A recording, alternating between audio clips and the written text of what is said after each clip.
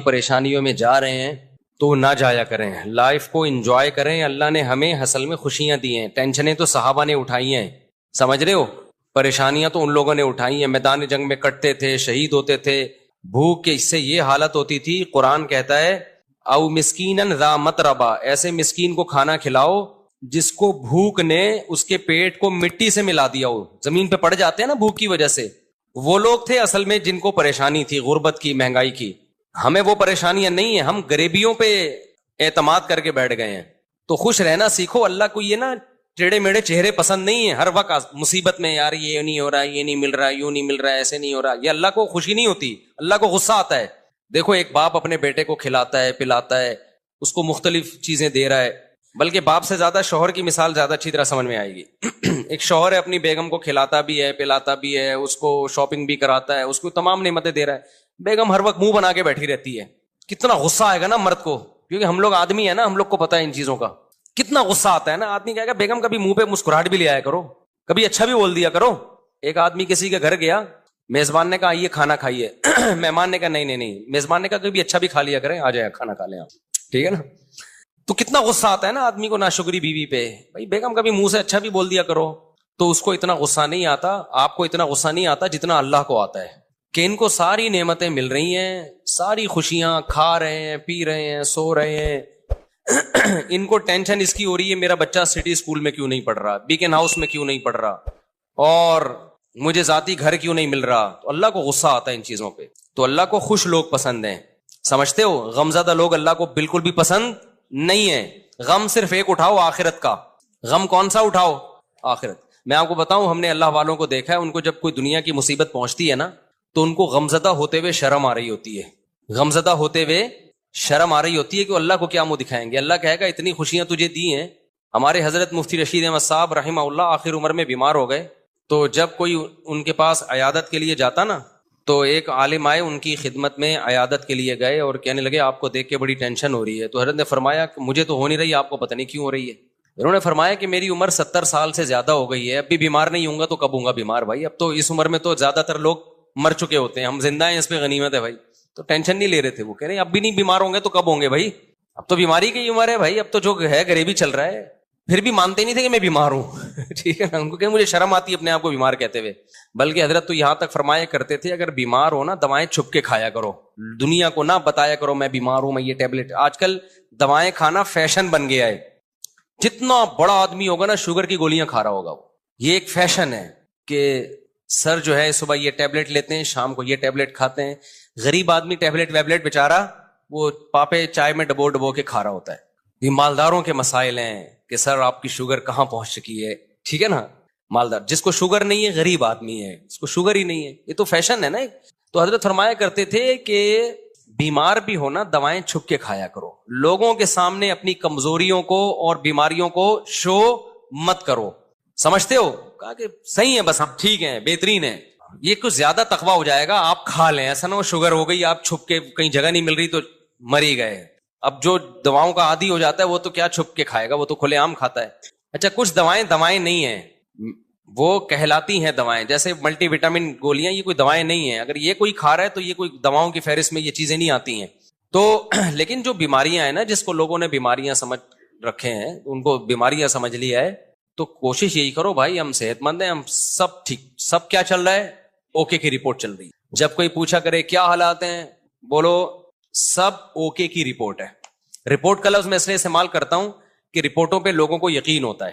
دیکھو آپ کسی سے پوچھ رہے ہیں کہ آپ کے جگر ٹھیک کام کر رہا ہے, لیور ٹھیک ہے, آپ کا کڈنی ٹھیک ہے, وہ کہے گا ہاں ٹھیک ہے. آپ کہیں گے رپورٹ ہے تمہارے پاس, لیب سے رپورٹ ہے, وہ کہے گا ہاں جی یہ رپورٹ ہے. تو رپورٹ دیکھ کے یقین آ جائے گا نا. تو صرف یہ نہیں بتایا کرو میں خیریت سے ہوں, آپ بولو میرے پاس خیریت کی باقاعدہ رپورٹ ہے. ٹھیک ہے. تو میں جب بھی کسی سے خیریت پوچھتا ہوں, میرے دوستوں کو پتا ہے کہ میں یہ نہیں پوچھتا آپ خیریت سے ہیں, میں کہتا ہوں سب اوکے کی رپورٹ ہے. وہ آگے سے جواب میں کہتے ہیں رپورٹ کیا ہے, اوکے کی. اس کا مطلب واقعی اوکے ہے, باقاعدہ رپورٹ ہے اس کے پاس. تو اللہ کا شکر ہے ہمارے پاس بھی رپورٹ کیا ہے, اوکے کی رپورٹ ہے. جب بھی کوئی مجھ سے, اور اللہ اوکے کی رپورٹ ہی رکھے بھائی, زیادہ شو بازیوں میں بھی نقصان ہوتا ہے. تو اللہ اوکے کی رپورٹ ہی رکھے, خوش ہی رکھے اللہ تعالی ہم سب کو. اچھا مجھے لوگ اب نا تانے دینا شروع کر دیے لوگوں نے. پہلے جب میں بیان کرتا تھا نا اوکے کی رپورٹ ہے, 4 شادیاں 3 شادیاں, لوگ ایسے سنتے تھے ماشاءاللہ کتنا اچھا بیان. اب پتہ ہے کیا ہے, ابے اوکے کی رپورٹ تو ہوگی نا جب ریوو میں گھوم رہے ہیں, ہاں ہاں، جب پیسہ آ رہا ہے تو رپورٹیں کیا ہوں گی؟ اوکے کی ہوں گی نا. یہ جو کھلکھلا رہے ہیں ممبر پہ، یہ اس کے پیچھے کیا ہے؟ پیسہ ہے. تو میں کہتا ہوں کہ ہم تو اللہ کا شکر ہے خوشی ہیں الحمدللہ، ہمیشہ سے اللہ نے خوشی رکھا ہے. ہماری ضرورتیں اتنی محدود ہیں اور اللہ خوشی رکھے ہمیں. لیکن لوگ نا کسی حال میں الحمدللہ خوش نہیں ہے. ان کو یہ ہے کہ پہلے پھٹ پٹی پہ گھوم رہے تھے، اس کی ٹینشن، اب ریوو میں گھوم رہے ہیں تو اس کی بھی ٹینشن یہ لوگ لے رہے ہیں. تو یہ آپ کی ٹینشنیں ہیں، آپ جتنی چاہو بڑھا لو. ہم جب کسی کو ریوو میں گھومتا ہوا دیکھتے تھے، ہم اپنی پھٹ پٹی پہ گھومتے تھے، اس وقت بھی ہمیں ٹینشن نہیں ہوتی تھی. سمجھ رہے ہیں نا؟ اور جب ہم ریوو میں آ رہے ہیں تو بھی ہمیں ٹینشن نہیں ہو رہی. آپ کو پہلے بھی ٹینشن تھی کہ مفتی صاحب پھٹ پٹی میں گھومتے ہیں اور باتیں 4 شادیوں کی کرتے ہیں. میری پھٹ پٹی بائک دیکھی آپ لوگوں نے؟ ایسی بائکیں میں نے رکھی ہیں نا جن کے ماڈل ہی ختم ہو چکے ہیں، یعنی مارکیٹ میں بھی نہیں ملتی. میں نے رکھی ہے ہونڈا 110، کبھی نام سنا؟ ہونڈا 110. روزانہ صبح بائک کی بات کر رہا ہوں، دھکا لگتا تھا اس کو. ہم اس وقت اس سے زیادہ خوش تھے جتنے اب ہیں. میرا جو بچپن سے میرے ساتھ ہے نا وہ مجھے زیادہ جانتے ہیں، وہ مجھے بہت اچھی طرح جانتے ہیں. ہمیشہ میری باتیں کروڑوں کی رہی ہیں اور دکان میرے پاس پکوڑوں کی رہی ہے. اللہ کا شکر ہے، میرے ساتھ جو میرے بچپن کے دوست ہیں وہ جانتے ہیں پیسوں کی تو ہمارے کبھی بات ہی نہیں کی، ہم نے نہ پیسہ کمانے کی کبھی فکر کی ہے. تو پھر ہم نے گاڑی جب میں نے خریدی نا FX پرانا ماڈل جس کی چھت پچکی ہوئی تھی، 40,000 قسطوں پہ میں نے گاڑی لی تھی. 40,000 قسطوں پہ، 3,000 منتھلی قسط تھی. لوگ کہتے تھے اتنی سستی قسطوں پہ کہاں سے مل گئی. جب گاڑی دیکھ کے کہتے تھے مفتی صاحب کسی نے آپ کو چونا لگا دیا ہے، یعنی اس پہ بھی مہنگی ہے. اسی میں ہم رشتے لینے جا رہے ہوتے تھے تیسری شادی کے. اس کو کہتے ہیں دکان پکوڑوں کی اور باتیں کرو. خوشی خوشی جاتے تھے، خوشی خوشی. اسی گاڑی کو دیکھ کے رشتے ریجیکٹ بھی ہوتے تھے، ٹھیک ہے نا. پھر بھی ہم اب سے زیادہ خوش تھے الحمدللہ. اب سے جتنے اب خوش ہیں اس سے زیادہ خوش تھے. تو نہ ہم FX میں ہم پریشان تھے. میں تو اس پہ خوش ہو رہا تھا یار ہماری اوقات تو FX کی بھی نہیں ہے. 40,000 قسطوں پہ منتھلی. وہ خریدی کیوں میں نے؟ میرے پاس سہراب موٹر سائیکل تھی. سہراب کا نام سنا ہے؟ اچھا، اصل میں میرے پاس تھی GTO 125. میرے والد صاحب کا جب انتقال ہوا نا، پیسے ملے، ہم نے کہا اب گاڑی ہلکی نہیں رکھے. ہمارے شوق ہمیشہ سے بادشاہوں والے رہے ہیں. اس وقت کراچی میں GTO 125 کاواساکی سے بہتر کوئی بائک نہیں ہوتی تھی. جو کراچی کے لوگ ہیں وہ جانتے ہیں، سب سے لگژری بائک یہی تھی. تو میں نے وہ خریدی تھی اور اس کو میں نے 20,000 کلومیٹر تک چلایا ہوگا کم از کم، کیونکہ 70 کلومیٹر تو جامعۃ الرشید آنے جانے کی ڈرائیو تھی میری نیول کالونی سے. ایسی لگژری بائک ہم نے رکھی ہوئی تھی. پیسہ بچاتے نہیں تھے ہم، اس کی ٹنکی میں ہی جو بھرنے میں پیسہ لگتا تھا. تو ہم نے ہمیشہ سے سوچا کیا ہے، اوپر ہی کا سوچا ہے. جس کو بچانے کی فکر ہوتی ہے نا، وہ مالدار بننے کا شوق ہوتا ہے، وہ ٹینشن لیتا ہے. ہمیں مالدار بننے کا شوق شروع سے الحمدللہ تھا ہی نہیں. ہم نے کہا جو ہے یار انجوائے کرو لائف کو، بیویاں بھی رکھو، بائکیں بھی رکھو، ٹھیک ہے نا، اور کھاؤ بھی اچھا. 3 چیزیں ہمیشہ سے خاندانی رکھنے کی کوشش کی ہے میں نے. ایک، شادی پہ خرچ کرو. دوسرا، خوراک ہمیشہ ٹائٹ ہے میری، ایسی خاندانی خوراک. بھائی زبان کی لذت جو ہے اس کا کوئی آلٹرنیٹ نہیں ہے. خوراک پہ کمپرومائز ہی نہیں کیا، ہمیشہ اچھا کھایا ہے الحمدللہ. میں کھاتا تھا نا مدرسے میں، جو طلبہ سمجھتے تھے بڑا ہی لینڈ لارڈ ہے، کوئی قرضے مانگ رہے ہوتے تھے مجھ سے، قرضے. اور جس وقت جس چیز کا دل چاہا کھا لیا. جتنے پیسے ہیں نا کھا لو بس، ٹھیک ہے نا، بچانے کے کیا کرنا ہے یار.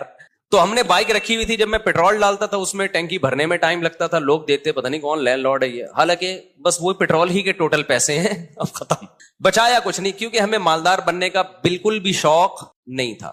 اسی طرح پھر کیا ہوا ہے کہ جب وہ ابا کی وراثت ملی، ہم نے GTO 125 خریدی اور پیسے کاروبار میں لگا دیے کہ چلو جی منتھلی ارننگ ہوگی.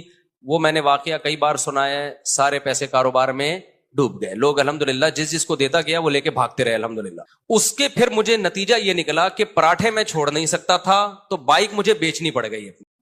سمجھ میں آ رہی ہے بات؟ اب خوراک میں اور بائک میں جب ٹکراؤ ہوگا تو بائک کو قربان کر دو، خوراک کو قربان مت کرو. اچھا، بچے بھی تھے گھر میں، ان کے بھی خرچے تھے. بائک بیچ کے ہم نے سستی بائک خریدی سہراب. اب پتہ نہیں آتی، اتوار بازار نہیں، ویسے پرانی. اب جب ہم نے سستی بائک خریدی اس کو لے کے ہم بھی گھومتے تھے. ہمارے دوست احباب بھی، مفتی صاحب بائک چاہیے تھوڑی دیر کے لیے، مل جائے گی، لے جا بھائی تو سستی بائک ہے، جو چاہے لے جائے اس کو. وہ کیا ہوا، اس کا لاک ہی نہیں تھا، اتنی سستی تھی. تو وہ بھی چوری ہو گئی اللہ کے فضل سے. ایک دن مسجد میں کوئی نمازی بھائی آئے، انہوں نے دیکھا کہ یہ لاوارث بائک ہے اور इग्निशन इसका लॉक ही नहीं होता, तो वो ले गए अल्लाह के फजल से। नमाज उन्होंने पढ़ी, उन्होंने कहा अगली नमाज में ये गुनाह माफ हो जाएगा। मैं जब आया तो बाइक ही नहीं है। अब मैंने कहा यार अब मैं गाड़ी खरीदूंगा। दुकान पकोड़ों की बातें कौन सी, ये मैं वाकयात आपको मोटिवेट करने के लिए सुना रहा हूं। और जो लोग मुझ पे ताने करते हैं ना, अब रीवो में घूम रहा है तो बातें तो करेगा ऐसी, तो ये मोटिवेट कर रहा हूं मैं। हर आदमी का अपना स्टाइल होता है ना मोटिवेट करने का। तो मैंने कहा अब सोहराब चली गई है, अब हम क्या लेंगे, गाड़ी ही लेंगे। 4 पहियों पे आएंगे भाई, बाइकें बहुत हो गई। अब 4 पहियों पे आए कहां से, 25,000 की सोहराब खरीदी थी, वो भी चोरी हो गई। तो अब हम क्या करेंगे भाई। फिर हमने क्या किया, मैंने कहा कि एक दोस्त है भाई, ये जो इशारा कर रहे हैं बैठ जाए ना, जो खड़े ना हो। तो मैंने क्या किया, मैंने कहा कि अब मैं गाड़ी खरीदूंगा। गाड़ी कहीं मिल नहीं रही थी, तो फिर एक शागिर्द के पास से 40,000 किस्तों पे मिल गई गाड़ी हमें, FX।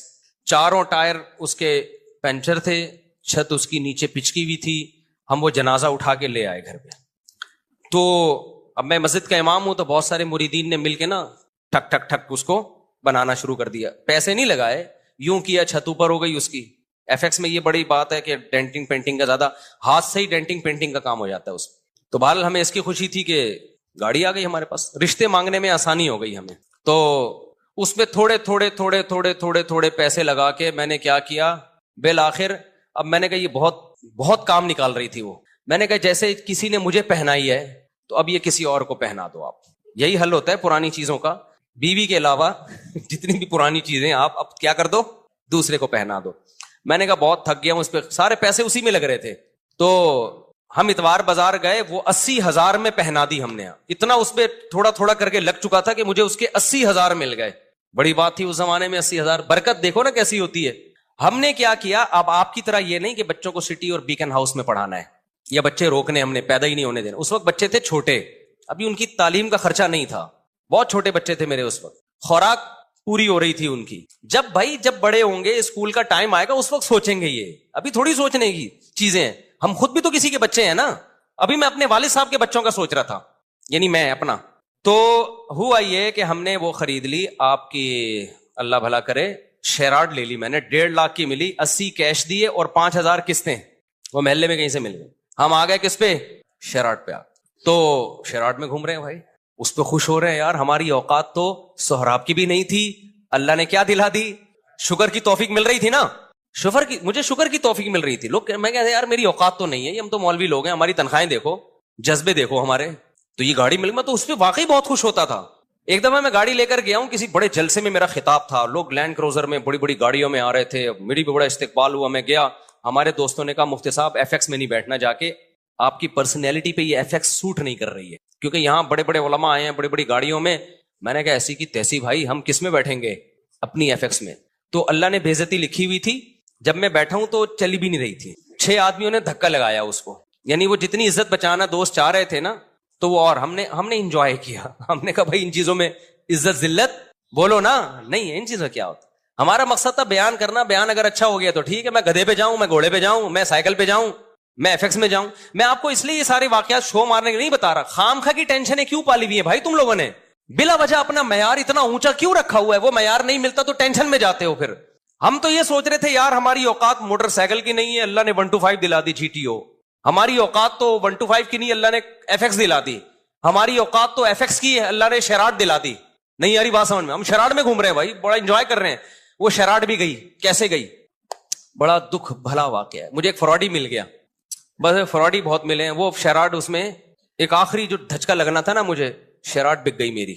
अब जब शेराड गई तो हम फिर रोड पे आ गए ठीक है ना। तो मैं फिर यहां से बसों में जाता था, W11। अब मैं उस वक्त मशहूर हो चुका था, तो मुझे W11 में लोग पहचानने लगे थे, मुफ्ती साहब आप बस में, 2 मिनट की चुरंगी है ना यहाँ पे। मुझे अच्छी तरह याद है, मैं आ रहा था वहां उतरने, यार आप बस में, तो मैं कह रहा भाई मेरे बस में ही जाना रह गया है अभी इसके अलावा मेरे बस में है नहीं। तो मैं खुश था उस पे, और अल्लाह की कसम खुश था, ऊपर ऊपर से नहीं कि मैं वो कर रहा हूं, मैं बहुत खुश था अल्हम्दुलिल्लाह कि यार मेरी जरूरत तो इसकी भी नहीं है, अल्लाह मुझे बस का किराया तो है ना, वरना बहुत से लोग तो बस का किराया नहीं होता। जज्बे उसी तरह, रिश्ते नहीं, गिलगित जा रहा हूं रिश्तों के लिए। लोग कह रहे हैं आपके पास है क्या, भाई मेरी ये अर्निंग है मंथली, इसमें अल्लाह का शुक्र है गुजारा अच्छा हो रहा है, तो आपकी बच्ची का भी गुजारा हो जाएगा। उन्होंने कहा नहीं होगा। हमने कहा जाओ, नहीं होगा तो बाढ़ में जाओ ठीक है ना किसी के सामने भीख थोड़ी मांगनी है, ऐसी की तैसी। अच्छा खैर, फिर मिल भी जाते हैं रिश्ते। तो उसी गुर्बत में हमारी तीसरी भी हो गई अल्हम्दुलिल्लाह। कितनी हो गई, तीसरी। अच्छा भाई, तो हमें इसकी भी खुशी कि औकात हमारी एक की भी नहीं है, اور شادیاں کتنی ہو گئی، ہو جاتی ہیں یہ، میں آپ کی بھی ہو جائیں گی، اور اچھے اچھے لوگ مل گئے مجھے. لیکن میں جیسے جیسے دیکھ رہا تھا کہ میری شادیاں ہو رہی ہیں، بچے پیدا ہو رہے ہیں، میری سورس آف انکم آٹومیٹیکلی بڑھ رہی ہے. ایسے ایسے ذرائع سے رزق مل رہا ہے جہاں سے تصور بھی نہیں تھا، ایسے ایسے ذرائع سے رزق مل رہا ہے جہاں سے تصور بھی نہیں ہے. اب میں ان کو واقعات سناؤں آپ کے ہوش اڑ جائیں گے. کیسے کیسے ذرائع سے ضرورتیں پوری ہو رہی ہیں، اسٹاک کچھ بھی نہیں ہو رہا، ایک ڈھیلا بھی جمع نہیں ہو رہا ہے، لیکن مجھے فکر نہیں ہے کہ کل کہاں سے کھاؤں گا، کل کہاں سے، اگلے مہینے. بھائی جب اب تک اللہ نے رکھا ہوا ہے نا تو آگے بھی ہو جائے گا. پھر ایک دن مجھے میرے گھر میں بڑا خرچہ آ گیا، ایک بڑا خرچہ. یعنی ڈاکٹر نے کہا بھی ڈیلیوری آپریشن سے ہوگی، آپریشن کے پیسے نہیں تھے میرے پاس. بچہ پیدا ہونے کا وقت آیا اور ڈاکٹر نے کہا بڑا آپریشن ہوگا، اور بڑے آپریشن میں اچھے خاصے پیسے لگ جاتے ہیں. وہ پیسے میرے پاس بولو نہیں تھے. سمجھتے ہو کہ نہیں سمجھتے؟ تو میں کیا کرتا بھائی، کوئی بات نہیں. میں سسرال سے فون آیا، پیسوں کی ضرورت تو نہیں ہے، میں نے کہا بالکل ضرورت نہیں ہے. دوست احباب نے کہا پیسوں کی ضرورت تو نہیں ہے، میں نے کہا بالکل بھی ضرورت نہیں ہے، میرے پاس پیسے ہیں کہاں سے، مجھے نہیں پیسے. دماغ لڑایا کہ کیا کرو. کوئی بات نہیں، گھر میں ایسی چیزیں ہوتی ہیں بھیج دو اس کو یار. کیا خیال ہے بھائی گھر میں سب چیزیں بیچ دو یار، ابھی ضرورت پوری کرو. کوئی بات نہیں، پھٹے پہ سوئیں گے یار، کیا ہے اس میں. بھیک مانگنے سے بہتر ہے لوگوں کے سامنے اپنی غربت اور بھیک مانگنے سے بہتر ہے پھٹے پہ سو جاؤ. صبح رات کی بچی بھی، میں ایسے علماء کو جانتا تھا جن کی 2 بیویاں تھیں، سوکھی روٹی صبح قہوے میں ڈبو کے کھا رہے تھے وہ. نہیں یہی بات میرا خیال ہے سمجھ میں. ایسے غریب لوگ بھی میرے علم میں ہیں. تو ہم نے کہا یار ہم بھی کس پہ آ جائیں گے. تو اب میں نے غور لڑایا تو مجھے ایک بکری نظر آئی اپنی، ایک اضافی. میں اس کے پاس گیا، اس سے میں نے معذرت کی. ٹھیک ہے، وہ ایک اضافی چیز تھی، اس کی طرف دماغ نہیں جا رہا تھا میرا. میں نے کہا میں آپ سے معذرت چاہتا ہوں، آپ کو بھیٹ چڑھانا پڑ گیا ہے مجھے. ٹھیک ہے، سمجھ میں آ رہی ہے بات. اللہ کا کرنا یہ ہوا کہ ہمارے ایک دوست آئے، بہت ہی قریبی جگری دوست. انہوں نے مجھے کچھ پیسے قرض میں دے دیے بغیر مانگے. ان کو پتا تھا کہ یار مفتی صاحب کا ابھی کیس ہے، ابھی اچانک ان کے لیے پیسوں کا انتظام کرنا مشکل ہوگا. وہ آئے، انہوں نے مجھے پیسے دیے.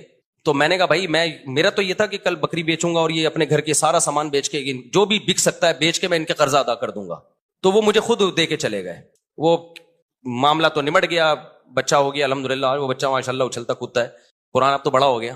اس کو نہیں پتا، اس کو بھی یہ واقعہ نہیں پتا کہ تو کیسے پیدا ہوا ہے. گھر والوں کو بھی نہیں پتا، یہ بھی بتا دوں، میرے گھر والوں کو بھی معلوم نہیں، میرے سسرال کو بھی پتا نہیں. یہ پہلی دفعہ میں آپ کے سامنے شیئر کر رہا ہوں، اور یہ بھی اس لیے شیئر کر رہا ہوں کہ لوگ بہت تانے دیتے ہیں آج کل نا، الٹی الٹی باتیں بہت کر رہے ہیں میرے خلاف.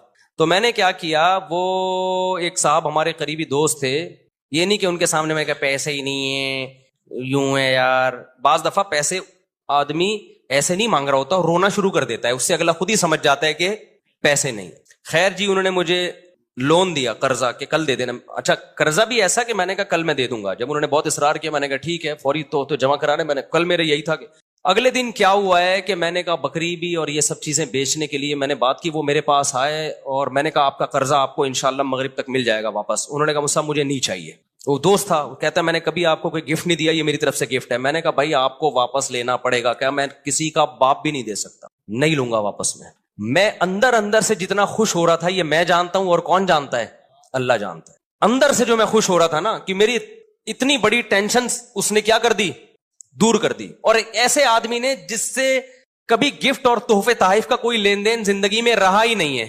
یعنی ایسا ہوتا ہے نا کہ بعض لوگ ہوتے ہیں جو تبادلے چل رہے ہوتے ہیں، ایک ایسا آدمی. تو میں اس کو بار بار اصرار کیا. اب کیا ہوا ہے کہ میرا دل تو چاہا کہ میں بے تحاشا شکر ادا کروں اس کا، لیکن میں نے شکر بھی زیادہ ادا نہیں کیا. پوچھو کیوں؟ اگر میں اپنی خوشی کا اظہار کرتا نا اس کے سامنے کہ میں بہت خوش ہوں، اس کے ذہن میں یہ بات آتی کہ یہ بیچارہ بہت غریب ہے تبھی اتنا خوش ہو رہا ہے، وطن اتنی رقم پہ کوئی اتنا زیادہ خوش بولتے کیوں نہیں ہے. میں سمجھا پا رہا ہوں اپنی بات. نارملی شکریہ ادا کیا میں نے، دعائیں بہت کی پھر اس کے لیے اللہ سے گڑ گڑا کہ اللہ اس نے میری اتنی بڑی ٹینشن دور کر دی تو اس کے مال میں برکت دے، اس کے رزق میں برکت دے. اس کو کیا پتا کہ اس نے میرے ساتھ کیا ہے. لیکن میں نے اس کا زبان سے زیادہ شکریہ ادا نہیں کیا، کیونکہ آپ کسی کو ایک اماؤنٹ دیں اور وہ بچھا چلا جائے، اس کے دل میں آ سکتا ہے کہ لالچ پیدا ہو گئی، یہ دوبارہ بھی نکلوانا چاہ رہے ہیں. اس کے دل میں آ سکتا ہے اچھا یار ہمیں تو پتہ نہیں تھا ان کے مالی حالات اتنے خراب چل رہے ہیں، یہ اتنی سی رقم پہ اتنا خوش ہو جائیں گے. لیکن میں نے دعائیں اس کے لیے بہت. جب اللہ نے میری مالی حالات اچھے کر دیا، بہت اچھے حالات ہیں، پھر میں نے اس کو یہ واقعہ سنایا. میں نے کہا آپ نے جو 12 سال پہلے میرے ساتھ تعاون کیا تھا نا، آپ کو نہیں پتا تھا آپ نے کتنی بڑی خدمت کی، لیکن میں نے اتنی دیر آپ کے لیے بیٹھ کے دعائیں مانگی، اتنا بڑا احسان کیا آپ نے میرے اوپر. میں نے کہا اس وقت میں نے اس لیے شو نہیں کیا کہ آپ سمجھتے پتہ نہیں یار یہ کیا چل رہا ہے مارکیٹ میں، سمجھتا ہے کہ نہیں سمجھتا ہے. تو ایسے ہماری زندگی میں بہت کچھ آتا رہا، بہت سے رشتے ہمارے ریجیکٹ ہو گئے کہ جی اتنا تولہ سونا اتنا. ہم نے کہا جاؤ اتنے تولے سونا. انہوں نے کہا قرض لے لیں. میں نے کہا ہم جب بچہ بیمار تھا تو ہم نے قرض نہیں لیا یار, تو ہم اب شادی کرتے ہوئے قرض لیتا ہوا اچھا لگے گا؟ آدمی لوگ بولیں گے ہماری ایک نہیں ہو رہی ہے, چوتھی کے لیے قرضے مانگ رہے ہیں. یہ تو عیاشی ہے نا. ہو گئی ٹھیک ہے, نہیں ہوئی تو بھائی ہم نے اس طرح سے اللہ کا شکر ہے زندگی گزاری. میں نہیں کہہ رہا کہ ہم سے کبھی کوئی اس بارے میں ہو سکتا ہے کچھ استغنا کے خلاف کام ہو گئے ہوں تو, لیکن مقصد آپ کو بتانے کا یہ ہے کہ ہم اس وقت بھی خوش تھے, اس وقت بھی خوش تھے. اول تو میں کہتا ہوں ڈاکٹروں کے پاس آپ ایسے ہاسپٹل میں لے کے کیوں جا رہے ہو بچوں کو جہاں آپریشن ہوتا ہے؟ یہ بڑا مسئلہ آج کل ڈاکٹروں نے بنا دیا, یہ خرچہ خامخواہ کے ذمے لگا دیا ہے آپ کے. خیر بچے بڑے ہوتے گئے تو سارے خرچے پورے ہوتے گئے الحمدللہ. اب رپورٹ جو چل رہی ہے 15.5 کی رپورٹ چل رہی ہے تو اب تک بھی سارے خرچے پورے ہو رہے ہیں. اور پھر چوتھی تو میری اب ہوئی ہے نا. لوگ کہتے ہیں اب تو مول صاحب ریوو میں گھوم رہے ہیں تو شادیاں تو ہوں گی. بھائی 3 جو تھیں وہ اس حالت میں تھوڑی تھیں. تو جب آپ بچانے کی فکر کرتے ہو, دولت مند بننے کی کوشش کرتے ہو تو اسٹریس میں جاتے ہو. آپ کی بیسک ضرورتیں پوری ہوتی رہیں, خوش رہو, اللہ مزید پوری کرتا رہے گا. 56 منٹ تک کھا لیا تو ناجائز کام تو کیا, لیکن روزہ اس لیے نہیں ٹوٹے گا کہ یہ جو سحری کے اوقات لکھے ہوئے ہوتے ہیں نا کہ 5:55 5:56, یہ 100% 100% یقینی نہیں ہوتے.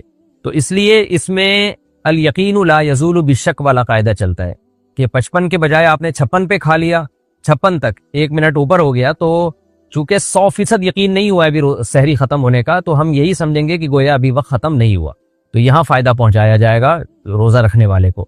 لیکن 2 منٹ ہو گئے تو پھر جو ماہرین فلکیات ہیں وہ کہتے ہیں 2 منٹ اتنی تاخیر ہے کہ پھر آپ دوبارہ قضا کریں اس روزے کی. لیکن اتنی تاخیر درست نہیں ہے, بلکہ ماہرین فلکیات تو یہ کہتے ہیں کہ اگر سحری کا وقت لکھا ہے 5:55 تو آپ احتیاطاً 54 منٹ پہ ختم کر دیں احتیاطاً. تو اس لیے دیر نہ کریں, لیکن 1 منٹ اگر اوپر ہو گیا ہے تو اس سے روزہ ٹوٹے گا نہیں. شوگر لیول کم ہو گیا تو روزہ توڑ سکتے ہیں. میرا شوگر لیول اکثر کم ہو جاتا ہے, اگر روزہ نہ ہو تو کچھ میٹھا کھا لیا جائے تو بہتر ہو جاتا ہے, لیکن روزے کی حالت میں شوگر لیول کم ہو جائے تو کیا روزہ توڑنے کی گنجائش ہوگی؟ جی ہاں بھائی, گنجائش نہیں. آپ پر تو شوگر کے مریضوں پر تو یہ چیز لازم معلوم ہوتی ہے, کیونکہ ہم نے اپنے ریلیٹیوز میں دیکھا ہے شوگر کے پیشنٹ تھے, روزہ رکھا, شوگر لیول ڈاؤن ہوا اور انا للہ ہو گیا ان کا اچانک. تو شوگر کے مریض کو ہر وقت اپنی جیب میں چینی رکھنی چاہیے. اگر وہ روزہ رکھتا ہے تو چینی ہر وقت اپنے پاس رکھیں. اگر روزے میں ان کی طبیعت خراب ہونے لگے اور اندازہ ہو جائے کہ انا للہ ہونے والا ہے تو فوراً چینی کھا لیں تاکہ انا للہ ہونے سے ان کی حفاظت ہو جائے. تو شوگر کے مریض روزہ رکھیں لیکن اپنے ساتھ چینی رکھیں ہر وقت, کیونکہ جان بچانا بہرحال پہلے ضروری ہے, اور بیمار آدمی کو اللہ نے اجازت دی ہے تو اللہ کی اجازت سے فائدہ اٹھانا چاہیے. ہمارے ایک جاننے والے ایک سفر میں میرے ساتھ تھے, ان کو کہیں بس میں الٹیاں ہو گئیں, گاڑی میں الٹیاں ہو گئیں. تو اب مجھے تو پتہ نہیں تھا کہ ان کو شوگر ہے اور یہ کوئی مسئلہ ہے ان کے ساتھ. تو ہم تھے بھی تھر کے سفر میں, صحرا میں, بالکل کوئی نہ ہوٹل قریب میں نہ کھانے پینے کی کوئی جگہ. تو وہ جناب چکر آ رہے ہیں اور بالکل مرنے لگے وہ. تو ہمارے بچے بھی تھے ساتھ میں, شکر ہے کسی بچے کے پاس سے ایک ٹافی نکل آئی, تو وہ ٹافی میں نے ان کے منہ میں ڈالی ہے تو تھوڑی دیر میں ایک دم ان کی آنکھیں کھلی اور صحیح ہو گئے, بالکل فٹ فاٹ ہو گئے نا, اللہ کا فضل اب تک صحیح ہے. تو اس وقت مجھے اندازہ ہوا شوگر کے مریض کو ہر وقت اپنے پاس لالی پاپ اور ٹافی اور چاکلیٹوں اور چینی اور گڑ اور مٹھائیوں کا انتظام رکھنا چاہیے ہر وقت اپنے پاس روزے میں. اچھا وہ تو ان کی حالت ایسی ہو گئی, میں بتا بھی نہیں رہے کہ مجھے میٹھا کھلاؤ, وہ تو ہمیں ہی خیال آیا کہ لگتا ہے ان کو شوگر ہے, ڈاؤن ہو گئی ہے, تو اللہ نے ان کو زندگی دے دی, بچ گئے الحمدللہ. اور جوان آدمی ہے, کوئی زیادہ بوڑھے بھی نہیں ہے. گرد و غبار حلق میں چلا جائے تو روزے کا حکم. گرد و غبار حلق میں جانے سے روزہ ٹوٹ جاتا ہے یا نہیں, اور اس کا پتہ کیسے چلے گا؟ دانیال امین کراچی سے. دانیال امین صاحب, کراچی میں تو گرد و غبار ہی حلق میں جاتا ہے, پکوڑے تو بعد میں جاتے ہیں. سارا دن روزے دار کے منہ میں گرد و غبار دھول مٹی ہی جاتی ہے. اگر گرد و غبار کے منہ میں جانے سے روزہ ٹوٹ جاتا تو کراچی میں کسی کا بھی روزہ نہ ہوتا.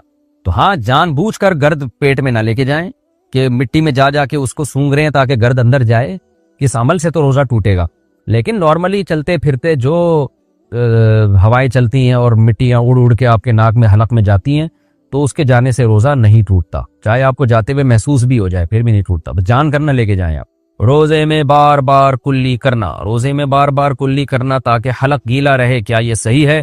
ابو سلطان سعودی عرب سے. حلق گیلا کرنے کے لیے تو غرارہ کرنا پڑتا ہے, وہ روزے میں جائز نہیں ہے, لیکن کلی کرنا جائز ہے, چاہے تاکہ جو ہے پیاس کی شدت میں کمی ہو جائے, تو اس نیت سے آپ بار بار کلی کر سکتے ہیں, کوئی حرج نہیں ہے. روزے میں کھانا بناتے ہوئے نمک چکھنا, کیا روزے کی حالت میں کھانا بناتے ہوئے نمک یا مرچ چکھ سکتے ہیں جبکہ فوری طور پر کلی کر لی جائے؟ ام طلحہ UK سے. मकरू अमल है, नापसंदीदा अमल है, लेकिन अगर खाने के खराब होने का, बेड़ा गर्क होने का खतरा है कि मियाँ साहब को गुस्सा आ जाएगा, उनका मीटर घूम जाएगा, बच्चे प्लेटें उठा उठा के फेंकना शुरू कर देंगे, अम्मी ये क्या कर दिया आपने, हलवा ऐसा बनाया उसमें तो चीनी नहीं है, चीनी के बजाय नमक डाल दिया आपने, या नमक बहुत कम डाल दिया जाता है तो भी जायका खराब हो जाता है। बाज़ दफ़ा खाने में नमक तेज पड़ जाता है और मियाँ साहब ब्लड प्रेशर के मरीज हैं, खा के उनकी खोपड़ी और उनकी सेटिंग आउट हो गई, सारा इफ्तारी का ही बेड़ा गर्क कर दिया उन्होंने। ऐसा खतरा अगर मौजूद हो तो फिर खातून नमक चख सकती हैं, तो खाना पकाते हुए थोड़ा सा मुंह पे जबान पे रख के फौरन थूक दें और अच्छी तरह कुल्ली कर लें, तो इसकी गुंजाइश है। रोजे में शुगर टेस्ट करना, क्या रोजे में शुगर टेस्ट कर सकते हैं? नीस क्या किसी को मजबूरी की हालत में खून दे सकते हैं?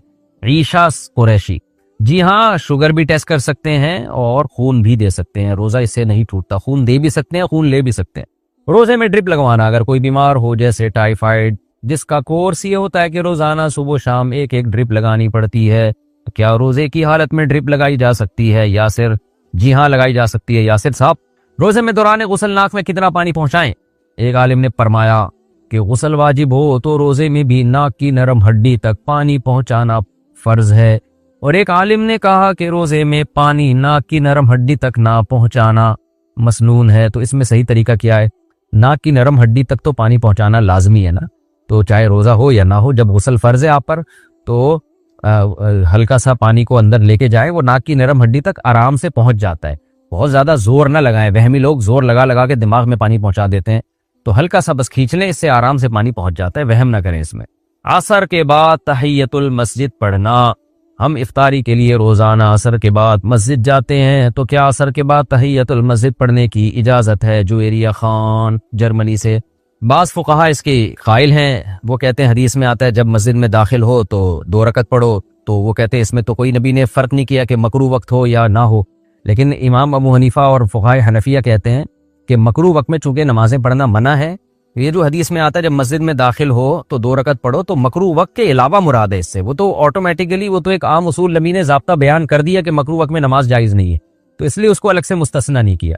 तो अगर आप फ़िक़ह हनफी को फॉलो करती हैं, उर्दू स्पीकिंग ज़्यादातर 99.9% फ़िक़ह हनफी को ही फॉलो करते हैं, तो फिर आप ये नमाज ना पढ़ें। एक फ़िक़ह को फॉलो करना चाहिए, दूसरे पर एतराज़ नहीं करना चाहिए, यही तरीक़ा इस्लाम पर, शरीयत पर चलने के लिए सबसे बेहतर है। और अगर आप इख्तलाफात की भेंट चढ़ेंगे और बस मैं ही सही हूँ दूसरे गलत हैं, तो फिर खवारियत फैलेगी, क्योंकि हर फ़कीह ने जो फतवा दिया है किसी न किसी दलील की बेस पे दिया है। दलाइल सबके पास होते हैं, फ़र्क ये होता है कि कौन किस दलील को तरजीह दे रहा है, दूसरे में तावील कर रहा है। इसी वजह से अवाम पर लाजिम है कि एक फ़िक़ह को फॉलो करे और दूसरे पर एतराज़ और तंज ना करे, ना ऐसा करे कि बात बात पे एक जिस फ़िक़ह को फॉलो करने उसको छोड़ दिया जाए, इससे भी बड़ी बेबरकती होती है, इससे ख्वाहिशात नफ्स का दरवाज़ा खुलता है। तो आप ये काम ना करें, असर के बाद आप तहियतुल मस्जिद ना पढ़ें। उल्टी से रोज़ा टूटने का हुक्म, उल्टी आई और निगल ली तो क्या रोज़ा टूट जाएगा? तलहा साहब कराची से, अगर उल्टी मुंह भर के आई है, मुंह भर के उल्टी का मतलब ये होता है इतनी ज्यादा उल्टी थी कि मुंह में उसको रोकना मुश्किल हो गया आपके लिए, तो फिर ऐसी उल्टी को निगलने से रोजा टूट जाता है, अदरवाइज थोड़ी सी उल्टी को निगलने से रोजा नहीं टूटता। क्या तरावी के बगैर रोजे सही होंगे? पूरे रमजान की तरावी नहीं पड़ी और तमाम रोजे रख लिए, तो क्या रोजे सही हुए या नहीं? सलीम नसीम, देखें तरावी अगर कोई ना भी पढ़े तो रोजे उसके बहरहाल सही हो जाते हैं, रोजों पे फर्क नहीं पड़ता, लेकिन तरावी सुन्नत मुअक्कदा है, काबिल मलामत है वो शख्स जो तरावी की नमाज नहीं पढ़ता, तो इसलिए तरावी भी पढ़नी चाहिए। कभी बहुत थकावट तो नहीं पढ़ी जा रही तो ठीक है, कम कर दें, मुख्तसर कर दें। वैसे सुन्नत मुअक्कदा 20 रकतें ही हैं, इस पे चारों इमामों का इत्तिफाक है। हजरत उमर रजी अल्लाह ताला अन्हु से 20 रकतें साबित हैं, और शुरू में असलाफ में हमें 16 रकतें भी मिलती हैं, 20 से ज्यादा भी मिलती हैं, लेकिन बाद में जब तहकीक होती चली गई तो चारों इमाम इस पर मुत्तफिक हो गए कि कम से कम तरावी की रकतें 20 हैं।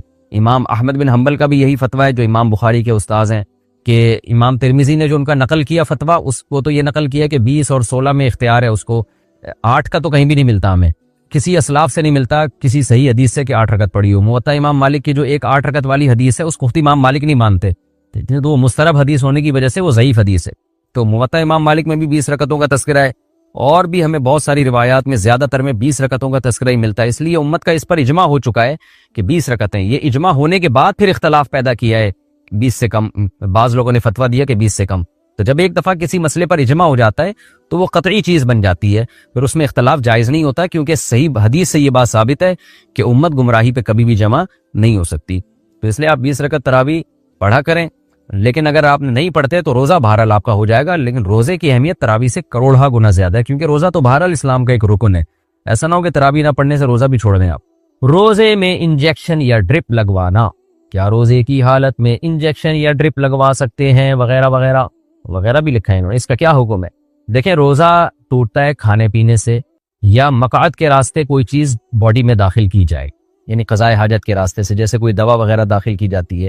اس کے علاوہ مسام کے ذریعے، اسکن کے ذریعے اگر آپ کی باڈی میں کچھ جائے گا یا نسوں کے ذریعے، تو اس سے روزہ نہیں ٹوٹتا۔ جیسے آپ جب نہاتے ہیں تو پانی مسام کے ذریعے آپ کی اسکن میں مسام میں داخل ہوتا ہے، لیکن اس سے روزہ نہیں ٹوٹتا۔ تو ایسے ہی ڈرپ اگر کسی نے چڑھوا لی، انجیکشن لگوا لیا، تو اس سے روزہ نہیں ٹوٹتا، اس سے کوئی فرق نہیں پڑتا۔ بعض لوگ کہتے ہیں انجیکشن لگانے سے یا ڈرپ لگانے سے روزہ لگنا بند ہو جاتا ہے، یعنی روزے کی شدت میں کمی آ جاتی ہے، تو روزے کا مقصد فوت ہو جاتا ہے۔